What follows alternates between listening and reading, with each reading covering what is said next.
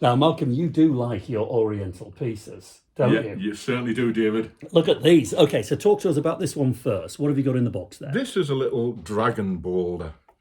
Uh, we started picking up Asian antiques sort of 15 years ago, and it's beautiful. It's so heavy. So I feel of that. It's Really is, isn't it? I mean, it is. And it's a real chunky boulder. yeah. It's still got its label on, so it's not an ancient thing, is it? No. Did you buy it in the Orient?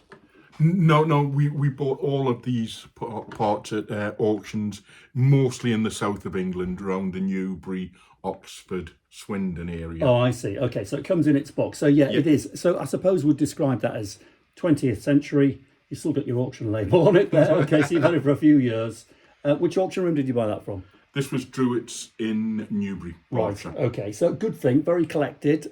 Chinese and jade pieces are, as you probably know, very important, particularly to the Chinese, but we do like them. So let's have a look at that. You want to put that into auction, 150, 250, how's that? Yeah. Yep, sounds Okay, good. good. Let's stick with jade then. Your jade horses, where did they come from? These, once again, all these parts came from Druitt's over between 2015 and 2018. Okay, Once again, a little set of horses.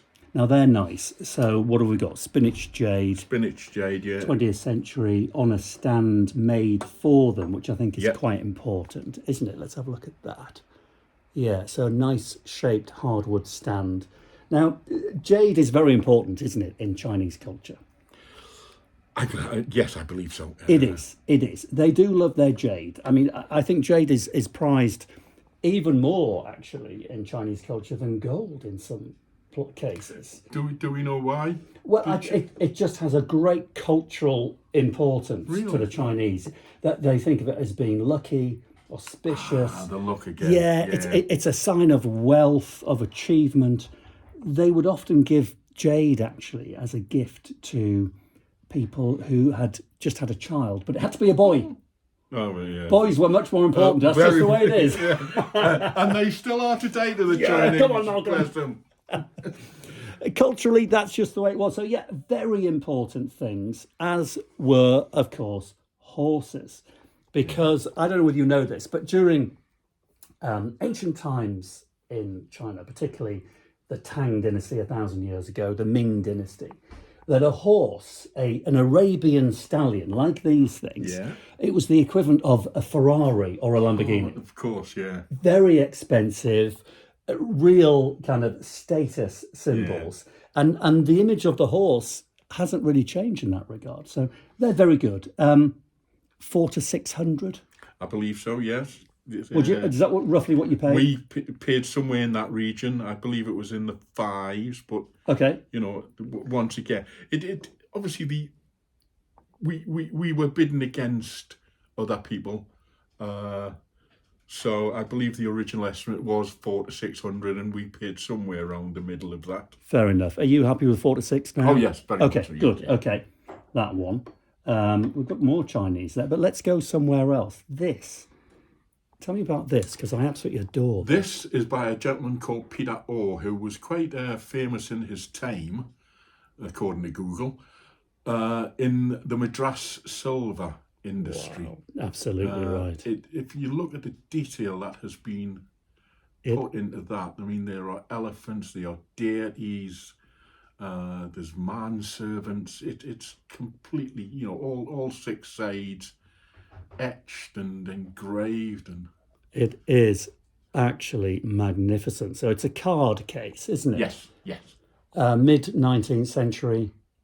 Yeah, maker again, remind me. Peter Orr. Peter Orr, yes. So, yes, it was him and his brother, I think, if I remember. I believe that it was Yes. a family, and it's suspected that this would have been for not the Raj as such, but maybe a British officer or a military officer for, like, say, the card game. During that time, during the Yeah. period of the Raj. So you got, yeah, you're right. It's like, I think they're called Shami symbols. So very, Yes. very Hindu. So it's Anglo-Indian, which I find a fantastic design and a really interesting period, I think. Oh, absolutely. In the British history and Indian And history. Indian. And Indian. I And mean, Indian, you know. the Indians and the British were partners. Yeah, The absolutely. Maharajas were running it with the Brits. There is no doubt about it.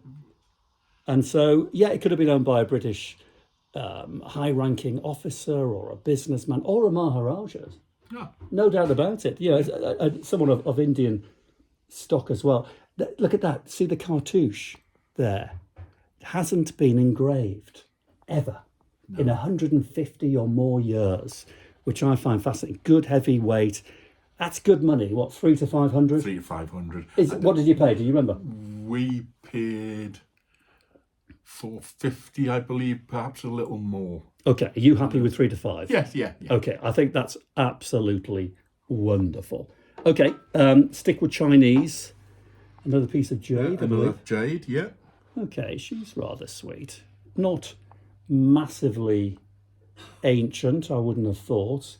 Probably Guanyin, the Buddhistic goddess of mercy. Yes, Does that ring a bell? that does ring a bell. So she's another good luck deity. Yeah. Somebody that, a character that you would have at home. Most Buddhists will have a Guanyin. I mean, they're one of the most popular statues, bringing good luck and fertility. Oh. So the goddess of mercy, and isn't she serene and beautiful? Isn't she lovely? So 20th century, what did you pay? Can you remember? I think we paid 180, 200. Yeah, so she's like 150, 150 to 250. 250. How's that? Happy with that? Yeah, very much so. Okay. Wow. I wonder Our whether, little snarling lion. do you know what? Apparently he's a Buddhist. He is Buddhist.